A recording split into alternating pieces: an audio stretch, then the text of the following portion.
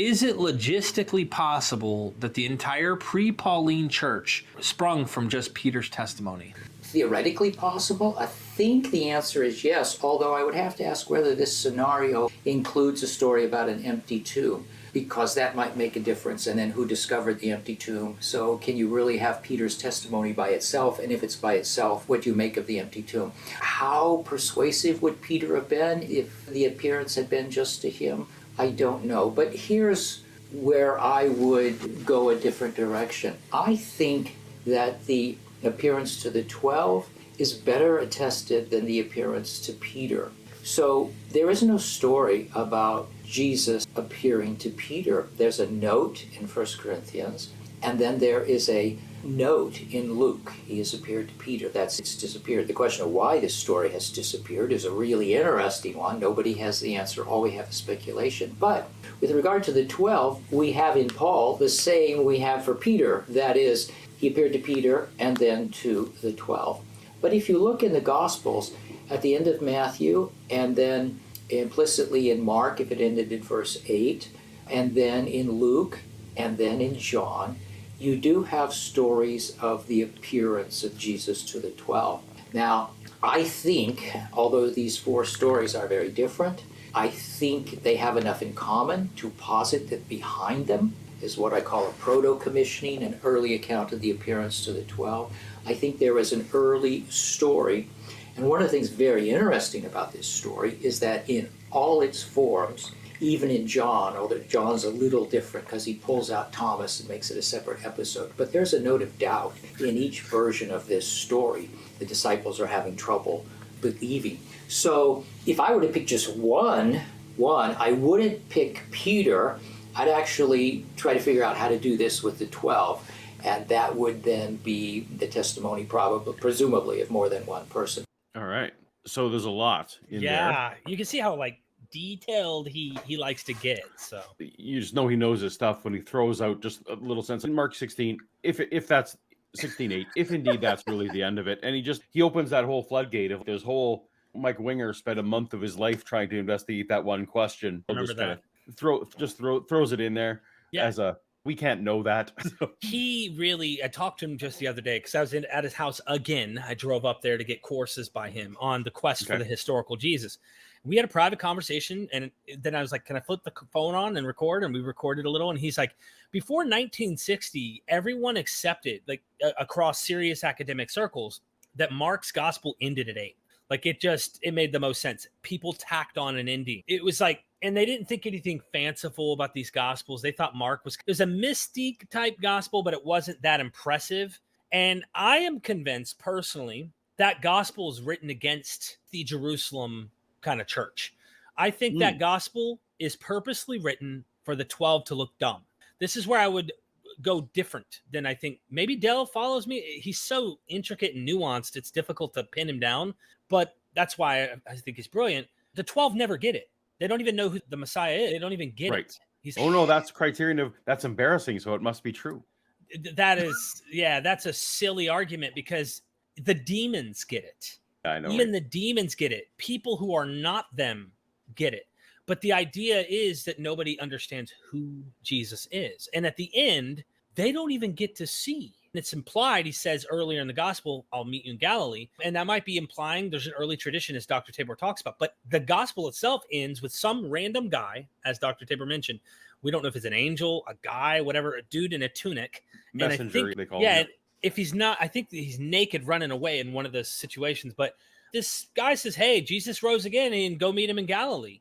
And he's talking to the women. And it says the women went and told no one, for they were afraid. So the 12 didn't even get the message, according to the Gospel of Mark, which Matthew did not like. So Matthew wants to fix it. And I think that Mark is so Pauline. And Dr. Tabor talks about, he's written his PhD dissertation on Paul and dives deep into this. Paul and the early Jerusalem sect split.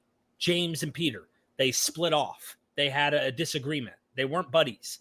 Acts is trying to connect them, but that's a whole another problem. That's the whole thing, but yeah, so I think Mark is Pauline, and that's why he's giving it, don't worry, someone's going to get this message, wink, wink, Paul. Right. That's my opinion, but... Yeah.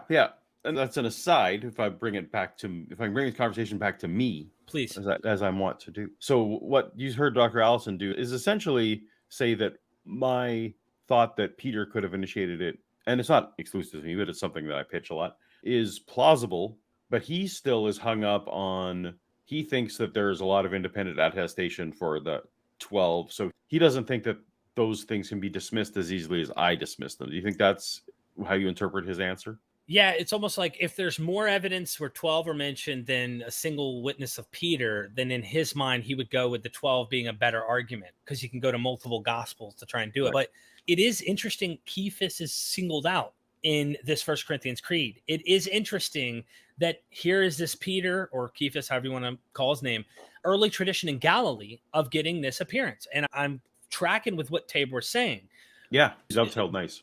Bart doesn't accept the group idea in thinking something much of it. He doesn't say it's not possible that there was some type of experience like a Fatima type of thing or whatever, but he doesn't make much of it. One of the things I didn't include, and you'll have to go to Derek's channel to watch the full interview to see it, is that right after this, Dale actually goes on to say that he thinks that there's a lot of evidence that Mary Magdalene is better evidenced, frankly, than the 12 or Peter, and that he thinks that it really probably initiated with Mary Magdalene, which is Bart Ehrman's more recent in his conversations with me. He also tends to think that Mary is a more likely starting candidate than Peter as well. So that's something I'm going to need to dive into more.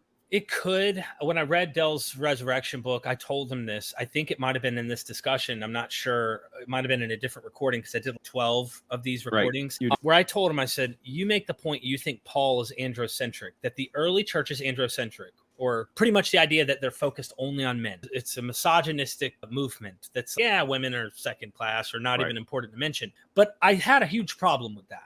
And the reason why is here you have Paul's very pro-women in a lot of his writings. Many academics, including Dr. Tabor and others, say Paul didn't write some of that stuff that they attribute to that is against women or lowering women. And then some of the stuff may be like a typical Jewish idea that it's not even, it's built into their theology, but it's not as much like I'm oppressing women's ideas or oppressing women. Why is it that they're not mentioned in the Creed in 1 Corinthians 15 and Paul, but they're mentioned in the Gospels? This is a huge red flag to me. The early church is androcentric, except for Mark, except for Matthew, except for Luke, except for John. John goes so far as to have, in John 4, there's a Samaritan woman, which is even worse. That's like a curse word to Jews. You're a Samaritan? Ooh. And she's a woman, and her testimony, she goes into the city, and her testimony gets everyone in the city to start believing her words. Now, if a woman's testimony is crap, why is her testimony convincing an entire city of men and women and children that Jesus is the Messiah?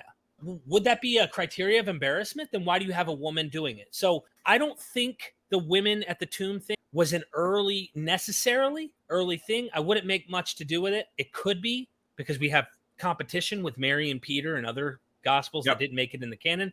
But I'm really suspect of it, man. It could be more. I'm with you. Even though Bart seems to, on his like report card for me, he was like, yeah, you're spot on. I would just add Mary into the mix. And I think Occam's razor says we don't need Mary to explain the evidence. Exactly. Because I'm like you. I feel like the women at the tomb is entirely a literary device. And actually going to your idea about that if Mark is supposed to be embarrassing to the disciples, that makes even more sense that you would make women showing them up. Makes a ton of sense. So anyway. We agree Luke and Matthew used Mark. We're both on the same page. Right. Wouldn't be shocked if John did as well. Some of the scholars I talked to also say, yeah, John knew all three of the others. That's trending, as it were, in the. So if you think about it, earliest source has women go to the tomb, but they don't even see Jesus. So there is no appearance to Mary. Mary goes and finds some guy dressed in a tunic who knows where Jesus is going to meet the disciples, not even the women. So I don't get why Mary, especially when she's excluded in the 1 Corinthians Creed, which is an earlier attestation of what supposedly happened, I don't get how that's better evidence than Peter. I just don't get it. I'm with you. So anyway, that's the thing I want to. But if Dale and Bart both think it, then I actually want to give it some credence. But so far, I'm unconvinced.